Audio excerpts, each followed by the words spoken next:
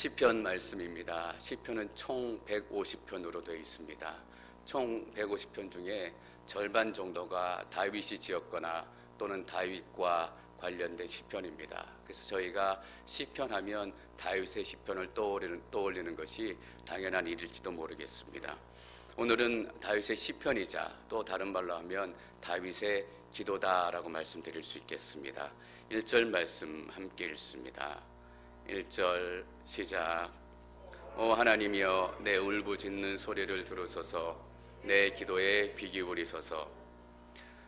다윗의 기도가 이렇게 시작이 됩니다. 적어도 다윗 정도면 그가 기도 시작할 때 좀 멋있게 시작해야 되지 않겠습니까? 하늘과 땅을 지으시고 내 인생의 주인 되신 하나님, 이렇게 시작했을 법도 한데 그냥 오 하나님이여 라고 외치고 시작을 하고 있습니다.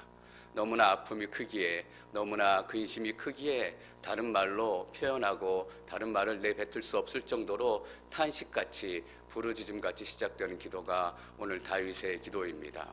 오 하나님이여. 제가 새벽에 기도하다가 다른 분들의 기도 소리를 들으면 기도하고는 싶은데, 하나님 앞에 간절히 부르짖고 싶은데 너무나 마음이 아프고 너무나 어렵기 때문에 주여 주여 이렇게만 외치시는 분들의 기도 소리를 가끔 듣습니다. 다윗이 지금 그런 기도를 드리는 겁니다. 하나님, 제가 멋있는 말로, 종교적인 말로 하나님 앞에 그렇게 나올 수는 없습니다. 그냥 하나님의 이름을 외치고 부릅니다. 주여 주여. 뒤에 말씀을 보십시오. 내 울부짖는 소리를 들으소서. 내가 듣기에도 내 기도하는 소리가 울부짖는 소리처럼 들릴 때가 있습니다. 저도 마음이 너무 아프고 너무 상심이 될 때 내 기도하는 소리가 울부짖는 소리처럼, 마치 광야에 있는 짐승이 외치는 그런 소리처럼 들릴 때가 있습니다. 주여 주여 외치고 아무 얘기도 하지 못하지만 다윗은 분명히 이렇게 얘기하고 있습니다. 내 기도에 귀 기울이소서. 하나님께서 이 이야기를 듣고 이 고백을 받는다라는 것을 알고 있기 때문에 내 기도다라고 표현을 하고 있습니다. 여러분, 화려한 말이 필요하지 않고 많은 문장이 필요하지 않습니다. 내 마음을 다 담아서 주여 주여 이렇게 고백하는 순간, 그것이 때로는 짐승의 울부짖음 같이 들릴지라도 하나님 앞에 기도로 상달될 줄 믿습니다. 다윗은 하나님의 사랑을 받는 사람이었습니다. 다윗이 또 하나님을 얼마나 사랑하고 좋아했는지 우리는 너무나 잘 알고 있습니다. 하나님께서 그렇게 사랑했던 사람임에도 불구하고 그 삶의 고난과 역경이 멈출 때가 없었습니다. 하나님과 함께하는 특권, 하나님의 믿는 특권은 고난과 고통이 면제되는 특권이 아닙니다. 우리는 그렇게 착각할 때가 너무나 많습니다. 내가 우리 아버지 어머니의 자녀가 된 특권은 내가 아무 고난도 겪지 않는다, 그런 특권이 아닙니다. 저희 아버지하고 어머니는 저를 학교에 보내기도 하셨고 때로는 학교에서 맞고 오기도 했지만 그래도 학교에 보내고 또 시험을 치게도 하고, 왜냐하면 그게 사람 되는 길이었기 때문입니다. 어떤 분은 자식 사람 좀 되라고 군대 보내는 분들도 계시더라고요. 어떤 사람들은 자기가 스스로 내가 내 삶을 이제 끊고 좀 새로운 삶을 살아야 되겠다라고 해서 특별히 해병대 가시는 분들 계시더라고요. 해병대 갔다 오신 분들은 꼭 표가 나는데 저희 공동체 안에는 해병대 다녀오신 분은 없으신가 봐요. 해병대 갔다 왔다고 얘기하시는 분이 없으세요. 제 동기 중에 한 명이 해병대 주방장 했어요. 근데 해병대 갔다 왔다고 얼마나 뻐기고 다니는지 예비군 훈련 갈 때마다 사람 되기 위해서 그 어렵다는 군대도 보내는 거예요. 하나님과 함께하는 것은 그 어려움이 면제된다라는 것이 아니에요. 하나님과 함께하는 특권은 뭐냐 하면 고난의 시간에도 하나님과 함께한다라는 거예요. 제가 학교 다니고 어려운 일 있을 때 학부모 모임이 열리면 저희 엄마하고 아버지가 오세요. 제가 사고 치면 저희 엄마하고 아버지가 오세요. 우리가 어려운 시간, 고난의 시간, 남들은 그냥 생짜로 견뎌야 될 그 시간에 하나님 괴롭습니다, 하나님 나를 도와주십시오, 이렇게 하나님 앞에 탄원하며 함께 할 수 있는 하늘의 영적인 대상이 나와 함께 있다라는 것이 하나님을 믿는 특권 중에 하나인 것으로 믿습니다. 근데 하나님께서 이렇게 다윗이 고백합니다. 내 기도에 귀 기울이소서. 여러분, 하나님은 우리의 기도에 귀 기울이시는 하나님이십니다. 우리는 때때로 우리 주위에 있는 사람들이 내 이야기 들어주지 않는다, 내 이야기 좀 관심 있게 들어주지 라고 속상해 할 때가 너무나 많습니다. 근데 옆에 있는 분들 얼굴 한번 쳐다보십시오. 옆에 있는 분의 얼굴 보시면 그 얼굴에도 코가 석자이지 않습니까? 내 인생 살아가기도 어렵고 내 인생의 코가 석자입니다. 내 남편도 힘들고 내 자식도 힘들고 내가 당신의 이야기를 들어주고 싶지만 내 인생의 코가 석자이기 때문에 나도 주여 주여 해야 되는 상황이기 때문에 그 사람의 이야기를 다 들어줄 수 없는 거예요. 같은 지체이기 때문에 같은 동료이기 때문에 한두 번 들어줄 수 있어요. 그러나 3번, 4번 들어주기에는 내 삶의 여유가 너무 없는 거예요. 가서 내 자식 살려야 되고 내 남편 살려야 되고. 여러분 속상해하지 마세요. 그분들이 우리의 이야기를 들어주지 못할 만한 상황들이 다 있는 거예요. 우리가 주여 주여 외칠 시간에 그분들은 더 큰 소리로 주여 주여 그렇게 외쳐야 되는 아픔들이 있을지 몰라요. 상담가들이 많은 사람들의 고민과 어려움들을 듣고 상담해요. 근데 아세요? 그 상담가들도 정기적으로 또 다른 상담가를 찾아가서 상담을 받아야 해요. 그것이 그들의 레귤레이션이에요. 왜냐하면 다른 사람들의 아픔을 너무 지고 있어서 그 사람이 죽을까봐, 그 사람이 사고 칠까봐 걱정되기 때문이에요.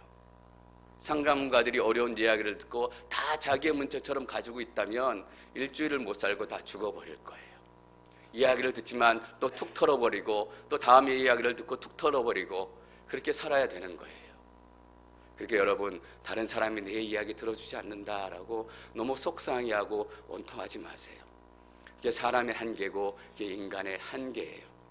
그 대신 우리의 이야기를 들어주는 하나님이 계시잖아요.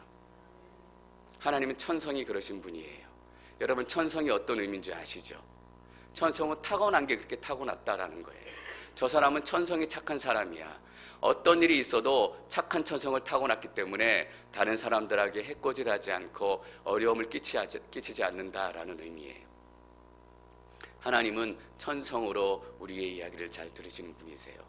왜냐하면 성부, 성자, 성령 삼위일체 하나님께서 공동체로 하늘과 땅이 생기기 이전부터 교제하시고 대화하시고, 그래서 성자는 성부의 음성을 듣고 십자가에 못 박히러 내려오시고, 성령은 성자의 음성을 듣고 성자께서 가르쳐 주신 그 진리를 다시 기억나게 하기 위해서 이 땅에 보혜사로 오시고, 그리고 성부는 성령의 음성을 듣기 때문에 성령이 탄식하는 마음으로 하나님 앞에 아뢰잖아요. 그러면 하나님께서 지겹다 이제 그만해라 탄식하는 소리, 징징거리는 소리 다시 안 듣겠다 그렇게 얘기하지 않고 매번 들을 때마다 깜짝깜짝 놀라면서 처음 듣는 것처럼 그렇게 들어주시는 거예요. 우리가 하나님 앞에 기도할 때마다 하나님께 똑같이 그래 얼마나 마음이 아프냐, 그래 얼마나 속상하냐, 얼마나 고달프냐 이렇게 처음 마음처럼 들어주시는 거예요. 어제 생명의 삶 묵상 에세이를 보니까 이런 예화가 있었어요. 열악한 환경에서 자란 아이들 210명을 대상으로 앙케이트를 조사했대요. 먹을 것도 없고 돌보는 사람들도 없고 제대로 배우지 못한 궁핍한 환경에 있는 아이들, 예상과 똑같이 대부분의 아이들이 사회에서 소외된 자로, 사회 부적응자로 그렇게 인생을 마감했대요. 근데 그 중에 70명이 조금 넘는 아이들이 잘 성장해서 사회에 건강한 한 사람으로 삶을 영위했다라는 거예요. 이상하다. 그렇게 어려운 환경에서 그 아이들이 어떻게 건강하게 자랄 수 있었을까? 공통점을 찾아봤대요. 근데 공통점이 뭐냐 하면 그들에게는 공통점이 있었는데 자신을 받아주고 이해해 준 사람이 인생에 걸쳐서 최소한 한 명은 있었다라는 거예요. 여러분 인생을 받아주는 최소한 한 명 어떤 의미예요? 내 이야기를 갈 때마다 들어주는 사람이 최소한 한 명은 있었다라는 거예요. 여러분 한 명이 내 이야기를 들어주면 그 인생이 바뀌어요. 근데 하나님께서 내 이야기를 평생도록 들어주시면 내 인생이 어떻게 되겠어요? 그래서 하나님과 함께하는 사람은 회복이 일어나요. 하나님과 함께하는 인생에는 치유가 일어나요. 마음의 치유도 일어나고 몸의 치유도 일어나요. 여러분 진리가 우리를 자유케 해요. 우리가 왜 자유하게 되지 않느냐? 우리가 진리를 모르기 때문이에요. 진리를 무시하기 때문이에요. 하나님께서 우리를 들으시고 우리의 기도를 들으신다라는 것을 여러분 선포하시기를 축원합니다. 진리는 선포하는 것입니다. 이런 찬양 있잖아요. 제가 원래 찬양을 잘하는데 목이 쉬어가지고 그냥 가사만 읽을게요. 하나님 사랑의 눈으로 너를 어느 때나 바라보시고 하나님 인자한 귀로서 언제나 너에게 기울이시니 어두움에 밝은 빛을 비춰주시고 너의 작은 신음에도 응답하시니 너는 어느 곳에 있든지 주를 향하고 주만 바라볼지라. 하나님 인자한 귀로서 언제나 너에게 귀 기울이시고 여러분 진리가 있는 곳에 자유함이 있습니다. 분명히 우리가 울부짖어야 할 때가 있고 울부짖어야만 할 때가 있습니다. 그러나 그때 우리의 부르짖음을 들으시는 하나님, 주여 주여 외치는 우리의 음성을 들으시는 하나님이 있음을 여러분들이 잊지 않으시기를 축원합니다. 2절 말씀 함께 읽겠습니다. 2절 시작.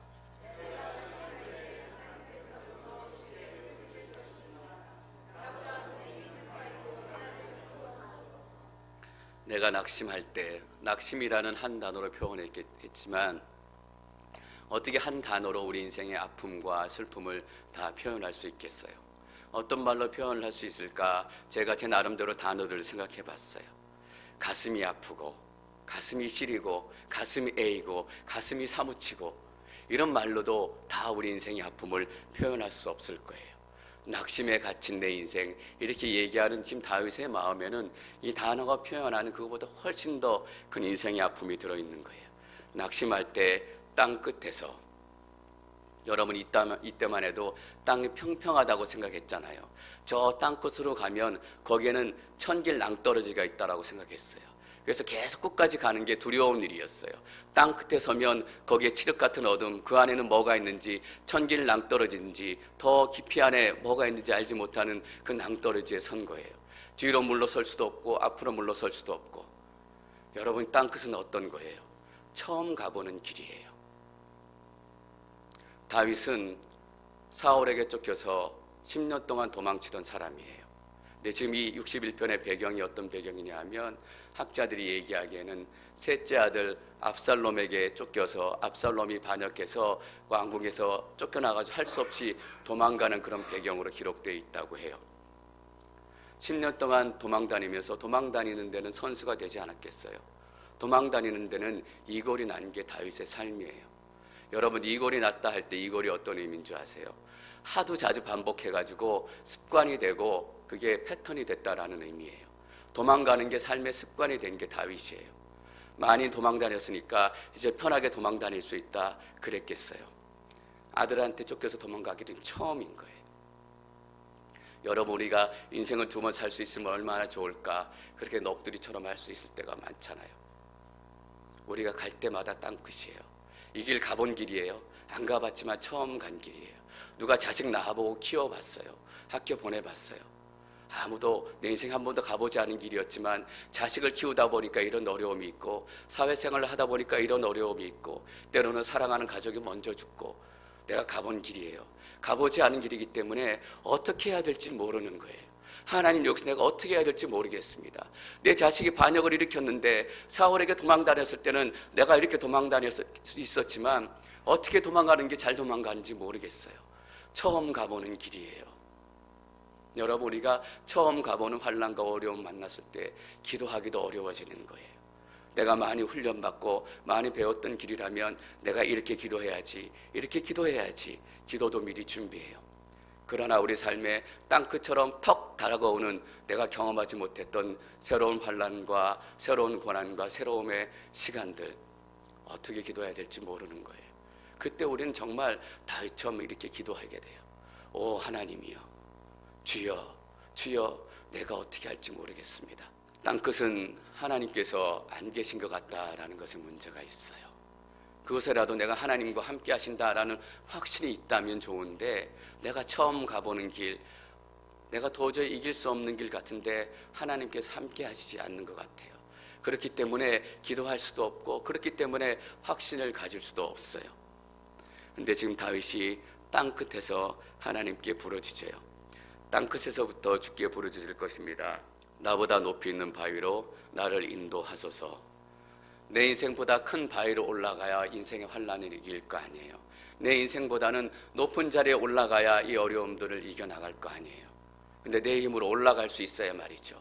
나는 그냥 이 바닥에 붙어서도 간신히 살아가는 인생, 내 인생 살아가기도 버거운 능력인데 내 인생보다 더 높은 곳에 어떻게 올라가겠어요? 하나님께서 피할 바위가 되어주셔서 내 인생보다 더 높은 자리, 더 큰 자리에 나를 높여주십시오 라고 기도하는 거예요. 그 높은 자리에 서게 되면 내 인생의 어려움들이 내 발 밑으로 지나가는 것을 보게 될 것이다 라는 믿음이 다윗에게 시작되는 것입니다. 3절 말씀 계속 읽겠습니다. 3절 시작.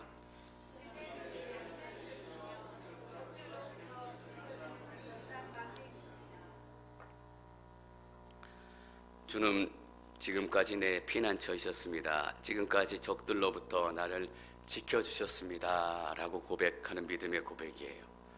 여러분, 신앙에는 두 가지 측면이 있습니다. 첫 번째, 신앙은 과거와의 결별을 선포하는 것입니다.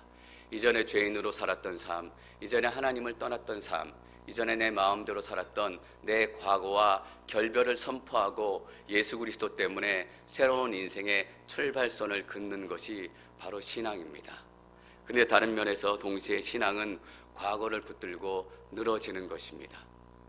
이전에 만났던 하나님을 끝까지 붙들고 늘어지는 거예요. 이전에 내게 은혜 주셨던 그 은혜를 끝까지 붙들고 물고 늘어지는 거예요.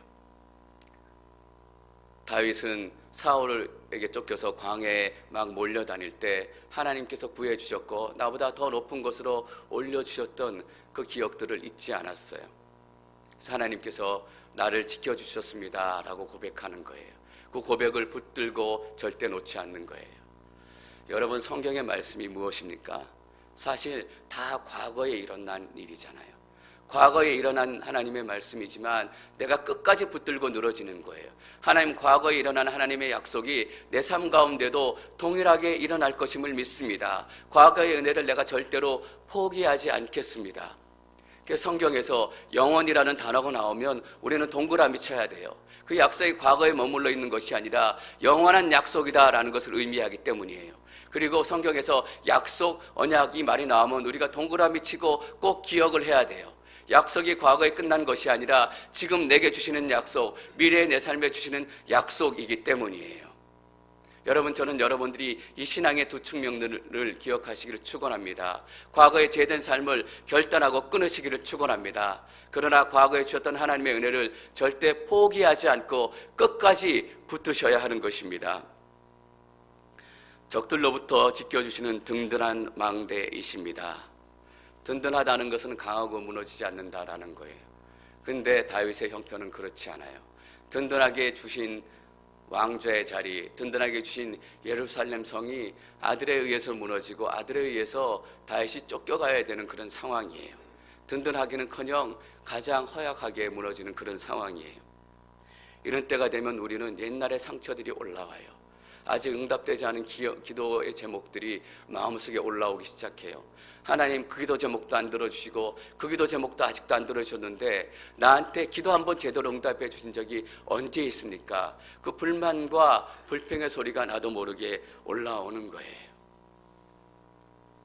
그때 다윗은 그 불평의 기도를 드리는 것이 아니라 든든한 망대이십니다 라고 고백을 해요.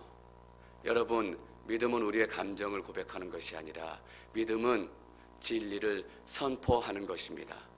그래서 우리가 감정이 슬퍼하고 절망에 빠졌을 때도 우리는 진리를 선포하는 거예요.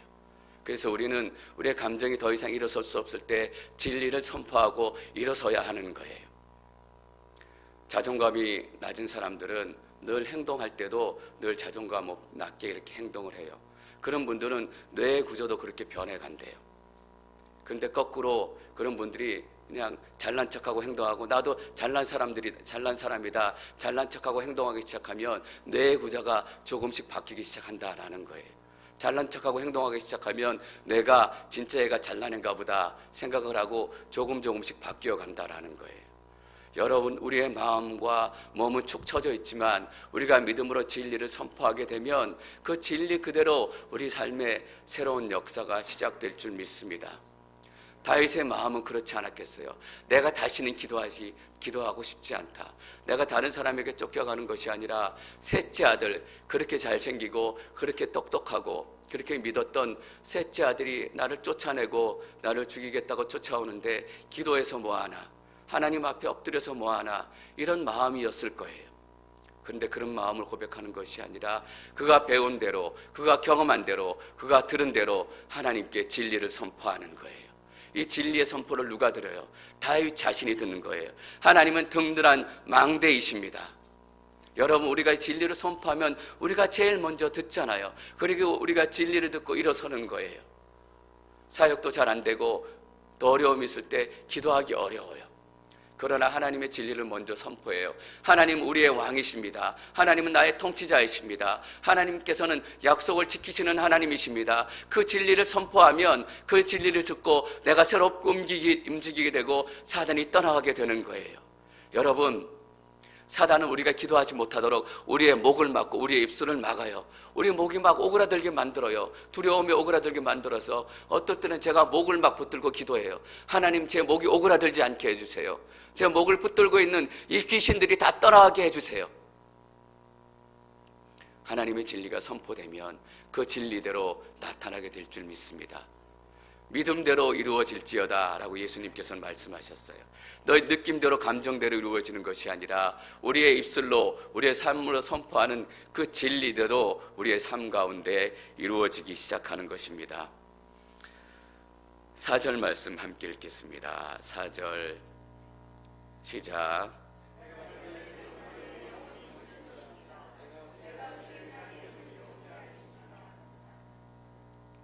내가 주의 장막에 영원히 있을 것입니다. 여기도 영원히라는 말이 나와요. 오늘 본문에 영원이라는 단어가 3번 나와요. 이 영원이란 말을 통해서 이 시편 61편이 다윗 살았던 다윗 시대만의 고백이 아니라 이 시대 앞으로 우리 자녀들이 만나게 되는 그 새로운 시대 모든 믿음의 사람들이 함께 고백해야 될 고백임을 말씀해 주고 있는 거예요. 이 기도가 우리에게 그대로 응답될 줄 믿습니다. 주의 장막이래요. 여러분들은 지금 어디에 살고 계십니까? 1년을 살 집도 우리는 몇 달에 걸쳐서 알아보고 또 렌트비도 체크하고 주위에는 누가 살고 있는지 어떤 이웃이 살고 있는지 조사해 보면서 살아요. 우리가 영원히 살 집이라면 우리가 어떤 마음으로 준비해야 될 것 같아요?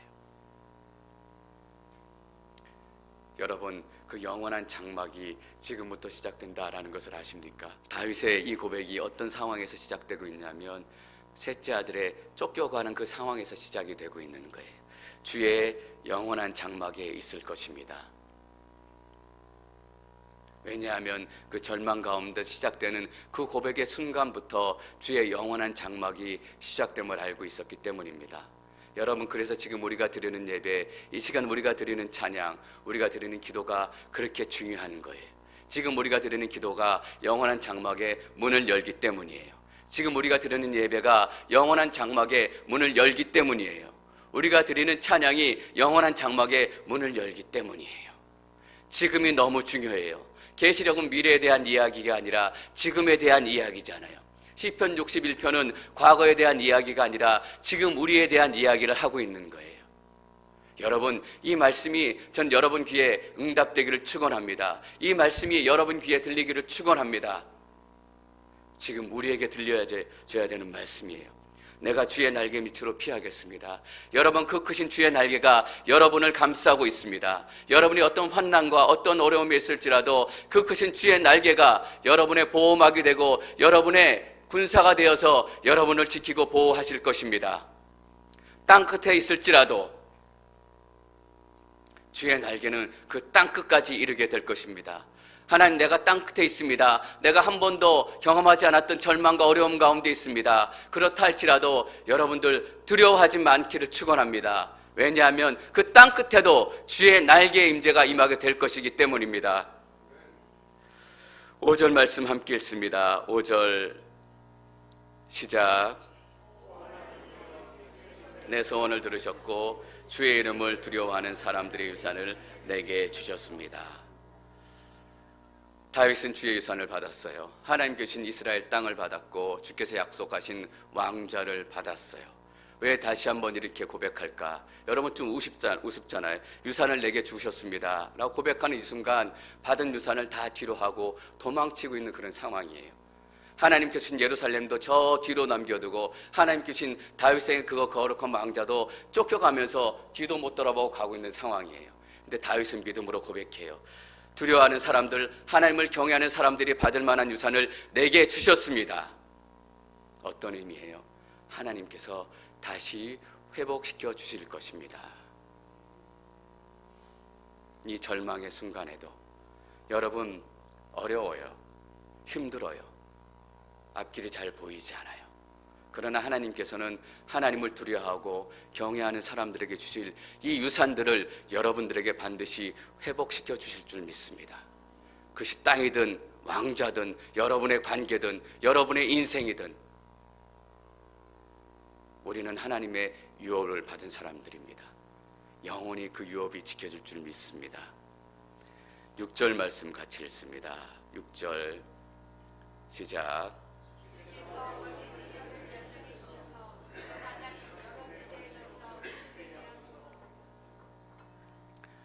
주께서 왕의 수명을 연장시켜 주셔서 뜬금없이 왕 이야기를 해요. 시편 150편을 보면 왕에 대한 이야기가 많이 나와요. 특별히 오늘은 뜬금없이 왕에 대한 이야기가 출연해요. 여러분 시편 기자들이 자기의 인생의 아픔을 노래하고 자기의 기쁨으로 하나님을 찬양했어요. 그러나 그 시편들을 기록하고 그 기도를 기록할 때 성령의 감동으로 기록했다라는 거예요. 그래서 시편의 너무 많은 부분에서 우리는 예수 그리스도의 흔적을 발견할 수 있는 거예요. 시편 기자들이 그 시편을 기록할 때 그 메시아에 대한 계시, 그 비밀들을 다 알지 못하고 기록했어요. 그러나 성령의 감동으로 시편의 노래들을 기록할 때 그 시편 곳곳이 메시아를 향한 그들의 열망, 메시아를 향한 그들의 소망들이 여기저기 흔적으로 드러나고 있는 거예요. 여러분 주께서 왕의 수명을 연장해 주셔서 왕이 다윗왕을 얘기해요. 그렇지 않아요. 7절을 보면 금방 그 의미가 드러나요. 7절 말씀 함께 읽겠습니다. 7절 시작. 그가 하나님 앞에 영원히 있을 것이니 주의 인자하심과 진리를 세워 그를 보호하소서. 다윗은 하나님 앞에 영원히 왕으로 있지 못해요. 영원히 하나님 앞에 왕으로 있었던 분은 딱 한 분이에요. 메시아 예수 그리스도. 다윗은 성령의 감동에 의해서 메시아에 대해서 얘기하고 있는 거예요. 왕의 수명을 연장해 주셔서 단순히 오래 사는 왕이 아니라 우리를 영원히 통치해 주시고 하나님 나라의 왕으로 진정으로 임하실 메시아를 우리에게 허락해 주십시오. 메시아를 기다리는 한 성도의 고백을 하나님 앞에 간절히 드리고 있는 거예요. 나날이 여러 세대에 걸쳐, 많은 세대라는 의미가 아니에요. 모든 세대가 끝이 나지 않도록 오고 오는 세대가, 모든 세대가 함께 찬양할 수 있는 메시아의 영광이 임하게 도와주시옵소서. 여러분 이 메시아를 향한 소망을 다윗이 언제 지금 노래하고 있는지 우리가 깨닫는 것이 너무 중요해요. 아들에게 쫓겨가고 있는 상황이잖아요. 인생에 이보다 큰 슬픔이 있어요. 인생에 큰 절망이 있어요. 그 절망에서 다윗은 메시아를 향한 소망을 본 거예요. 왜냐하면 예수 그리스도가 오셔야 우리 인생의 모든 절망이 완전히 끝을 맺기 때문이에요. 여러분 잠깐 우리의 절망과 아픔이 지나갈 수 있어요. 그러나 영원히 우리의 눈물이 사라지고 아픔이 사라지고 절망이 끊어지는 길, 우리의 왕 대신 예수 그리스도께서 오셔서 이 땅을 완전히 통치하시는 거예요. 여러분 그런데 이렇게 기다리던 메시아가 벌써 오셨다라는 사실이잖아요. 이미 오셔서 십자가에서 그 살아계심과 부활의 능력과 승천하심의 능력을 보여주신 거예요. 다윗이 이 절망 가운데 그렇게 앙망했던 메시아의 기다림이 우리 가운데 이미 이루어진 거예요. 한 분도 안 놀라세요. 12월 24일 크리스마스 이브, 12월 25일 성탄절이잖아요. 요즘에는 교회력을 잘 지키지 않지만 12월은 대림절기예요. 그래서 크리스마스, 성탄절 이전의 4주를 대림절, 기다릴 자 대자에 임은 온다는 거예요. 이미 오신다 할 때 그 오시는 거예요. 예수님 오시기를 기다리는 절기예요. 그래서 12월 한 달은 예수님이 오심을 기다리면서 기도하며 두려운 마음으로 기대하는 마음으로 한 달을 보내는 거예요. 그래서 예수님과 탄생과 관련된 말씀들을 묵상하면서 내 삶에 예수 그리스도의 탄생이 어떤 의미인가, 예수 그리스도의 의미가 어떤 의미인가 경건하게 보내는 거예요. 근데 우리는 예수 그리스도의 탄생을 12월 24일, 12월 25일 딱 이틀로 가두어 놨어요. 그날만 예수 그리스도 오심을 기념하는 날이에요. 그날만 예수 그리스도 오심을 기다리고 기뻐하는 날이에요. 여러분, 교회력이라는 달력이 있어요. 음력, 유대력 뭐 이렇게 쓰지만 교회력은 교회의 절기에 따라서 그 달력을 구성한 거예요. 교회력의 시작이 뭔지 아세요? 이 대림절이에요. 예수 그리스도의 오심으로 교회력은 시작이 되는 거예요. 예수 그리스도 오심으로 우리의 인생이 시작이 되는 거예요. 땅끝에 서 있었던 우리의 인생, 땅끝에 서 있었던 이 시대의 더러운 인생들이 예수 그리스도의 오심으로 거기에 새로운 스타트 라인을 맞이한 거예요. BC와 AD로 나누어진 그 순간, 그가 하나님 앞에 영원히 있을 것이니 주의 인자하심과 진리를 세워 그를 보호하소서. 예수 그리스도께서 여러분들의 보호자가 되십니다. 이것이 진리입니다. 8절 말씀 함께 읽습니다. 8절 시작.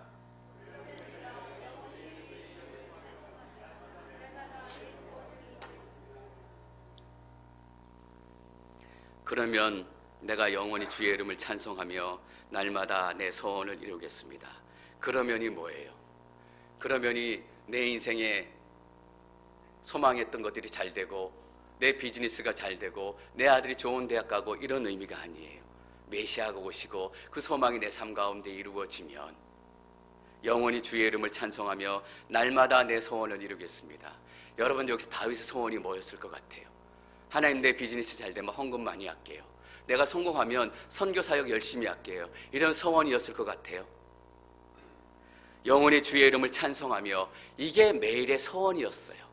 내가 매일 주의 이름을 찬송하겠습니다. 매일의 소원이 앞의 말과 다르지 않다라는 거예요.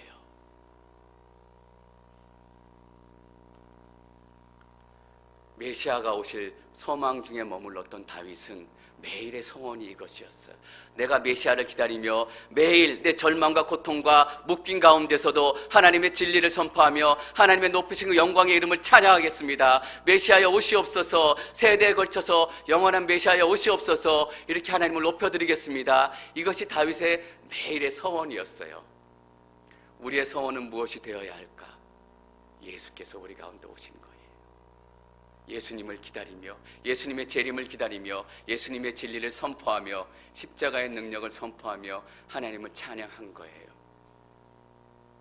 여러분, 돈 많이 벌면 선교 사역 하겠습니다. 이런 소원하지 마세요. 돈 못 벌어도 선교 사역 해야 되잖아요. 하나님, 우리 집안 평안해지면 내가 예배 열심히 나올게요. 우리 집안 어려워도 예배 열심히 드리고 하나님 앞에 잘 기도해야 되잖아요. 그거는 소원 같지도 않은 소원이에요. 그게 아니라, 하나님, 내가 내 아들에게 쫓기는 그런 상황이 될지라도 나는 매일 하나님 앞에 찬송과 찬양과 존귀를 올려드리겠습니다.